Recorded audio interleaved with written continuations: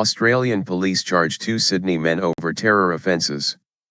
Police in the Australian city of Sydney have charged 2 men with planning to carry out an imminent attack. The pair, aged 24 and 25, were arrested in a raid in the western suburb of Fairfield on Tuesday. Details of the alleged plot are not known, but police say a hunting knife, an Islamic State, flag and a video describing an attack were seized. Australia, which has joined the coalition fighting IS in Iraq, raised its domestic terror alert last year. The move was a response to growing concern over the impact of militant conflicts in Iraq and Syria. Sydney is also on alert after a siege at a cafe in the city in December which left 2 hostages and the gunman dead. Prime Minister Tony Abbott said the latest arrests were a sign that the IS death cult was reaching out all around the world, including here in Australia, and regrettably there are people in this country who are susceptible to these incitements to extremism and even terrorism. Jump media player. Media player help. Out of media player. Press enter to return or tap to continue. NSW Deputy Police Commissioner Catherine Byrne, we believe that the men were potentially going to harm somebody, maybe even kill somebody. New South Wales Deputy Police Commissioner Catherine Byrne said police believe the men arrested on Tuesday were preparing to carry out an attack that day. The video found in the raided home depicted a man talking about carrying out an attack, said DC Byrne, adding that the arrests were indicative of the threat the security agencies now have to deal with. No details have been given of the alleged plot, but she said the threat was consistent with the messaging coming out of IS.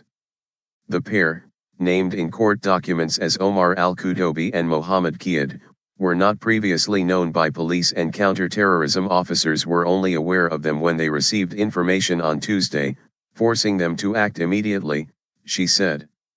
They have been charged with undertaking acts in preparation or planning for a terrorist act. They chose not to appear at an initial hearing on Wednesday, where bail was formally refused. Catastrophe prevented. New South Wales Premier Mike Baird urged vigilance and said the alleged plot was beyond disturbing. A volunteer removes flowers next to a photo showing Katrina Dawson, L., and Tory Johnson, R., at a memorial site outside the Lint Cafe in Sydney on December 23, 2014. The cafe siege in December caused an outpouring of public grief and anger but has not been classed as a terrorist incident. Certainly something catastrophic was avoided yesterday and for that we should be very thankful, he said. Last September, Australia conducted its biggest counter-terrorism raid in Sydney, in response to intercepted intelligence about an alleged plots. About a dozen people have been arrested overall, including 1 man accused of plotting to behead members of the public in Sydney and Brisbane. Many of those targeted in the raids are alleged to be linked to or supportive of IS, or are accused of helping people travel overseas to fight with extremists. In October, Australia joined the US-led military action against IS in Iraq, with Mr. Abbott saying IS was a death cult that must be stopped. But critics say this has increased the risk of attacks on Australian soil. The Australian government believes at least 60 Australians are fighting with terror groups in the Middle East and at least 100 are actively supporting them from home. December's siege at the Sydney cafe was carried out by a man known to have extremist Islamist views, who made hostages hold up a black Islamist flag. But investigators do not believe he had links to IS or other militant groups.